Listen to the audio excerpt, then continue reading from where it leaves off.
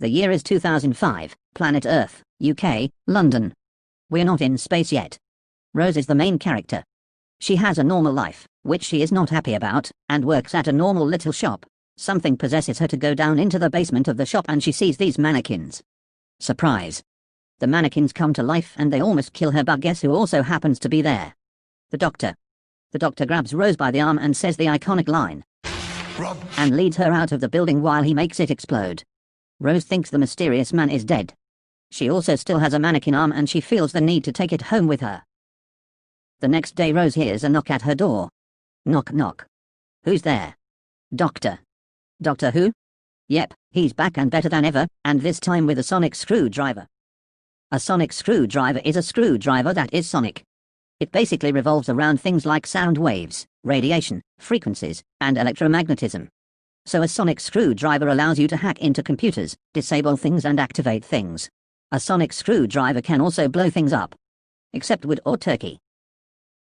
The Doctor was apparently getting a signal from his sonic screwdriver saying that there was a mannequin nearby, and it led him to Rose's house. Rose has many questions, so she asks the Doctor to stay for a while in a friendly way. I mean, who wouldn't invite a strange man into your home with your mother? Rose asks the Doctor questions about who it is, the Doctor is not cooperating, and he leaves. Later that day, Rose goes to this researcher guy's house with her boyfriend Mickey Smith. Rose gets out of the car and Mickey stays in the car. Mickey is then turned into a mannequin while Rose is trying to find out who the Doctor is. Little shop for horrors, little shop for terror. The nerd tells Rose that the Doctor is a dangerous time traveler. Rose leaves the guy's house and gets back into the car with mannequin Mickey. She didn't realize that Mickey is a mannequin until later when they go out for dinner, which goes a little something like this. Your champagne. We didn't order any champagne. Where's the Doctor? Madam, your champagne. It's not ours. Mickey, what is it? What's wrong? I need to find out how much he knows, so where is he? Doesn't anybody want the champagne? Look, we didn't order it. Rose and the Doctor now team up to try to stop the evil mannequins from taking over. Spoiler alert, they kill all of the evil mannequins. The Doctor asks Rose if she wants to come with him on his adventures. Rose says no. The Doctor says okay and he leaves in his TARDIS. A few seconds later he comes back and says this is a time machine by the way. This suddenly changes Rose's mind and she ditches Mickey to go off into time and space. A TARDIS is a time machine. It looks like a 1960s police box because it's meant to blend in. When the show aired in 1960, it made sense because police boxes were everywhere in London. Nowadays, not so much. Sounds like lazy story writing to me. JK, they had to keep it as a police box to preserve its iconicness. In the next episode, the Doctor takes Rose to year 5 billion, to this spaceship filled with aliens that are going to watch the Earth explode. They meet the aliens one by one. Appearance of the repeated meme. I bring you air from my lungs. They also meet Cassandra, who is the only human left. That's a woman? Cassandra basically wants to kill everyone, so she disables the shields that are preventing the spaceship to blow up with the Earth. Spoiler alert, the Doctor and Rose save everyone from dying, but they kill Cassandra. If traveling into the future isn't your thing, don't worry. In episode 3, the Doctor brings Rose to Cardiff, Wales, the year 1869. There is this funeral home where the corpses have been mysteriously brought back to life by this blue stuff. Fun for the whole family, am I right? The owners of the funeral home kidnap Rose. The Doctor teams up with none other than Charles Dickens to track her down. Honestly, Charles, can I call you Charles? I'm such a big fan. What? Big what? Fan. Number one fan, that's me. How exactly are you a fan? In what way do you resemble a means of keeping oneself cool? They find Rose and the Doctor figures out that the blue stuff is the result of the funeral home being built on a rift in time. A rift is basically a wormhole.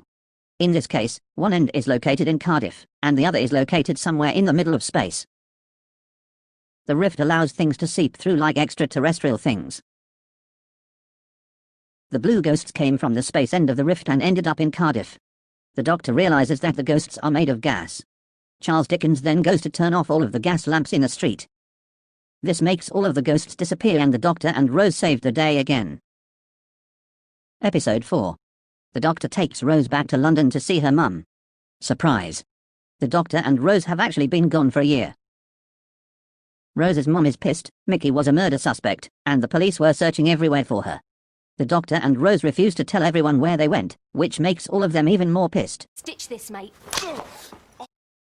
The Doctor and Rose have only been on Earth for 15 minutes and they are already bored. They decide to take a walk. Suddenly, they see a spaceship fly through the sky and crash into Big Ben. Everyone is panicking. Even the Doctor doesn't know what's happening. The government finds extraterrestrial life in the spaceship and they take it to a lab. It turns out to be a pig that was manipulated by alien technology. But where are the aliens? Let's ask the Prime Minister. Nope, can't do that. He's missing. We'll ask this other guy that's in charge. He seems a little sus to me. Right, good. Blimey. Why haven't they been airlifted in? I cancelled it. They didn't get in the way. Oh, there I go. And me! I'm shaking my booty. So do those people. Turns out they are aliens that want to take over the world. They are called the Slitheen. This is how the Doctor finds out how they are actually Slitheen. The only people with the knowledge how to fight them gathered together in one room. Excuse me, do you mind not farting while I'm saving the world? Would you rather silent but deadly?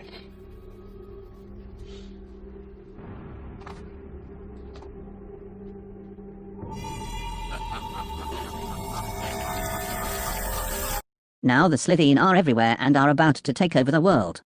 How do we stop them? Vinegar. Just like Hannibal. Just like Hannibal. They throw vinegar on all of the Slitheen and they explode. They also blow up a building to kill off the remaining Slitheen. Moving on to episode 6. The TARDIS is thrown off course by a signal and Rose and the Doctor end up near Salt Lake City, Utah in 2012, in an underground bunker. The bunker is filled with alien artifacts, and is owned by this weird guy. With respect, there's something more urgent. We arrested 2 intruders 53 floors down. We don't know how they got in. I'll tell you how they got in. In through the window.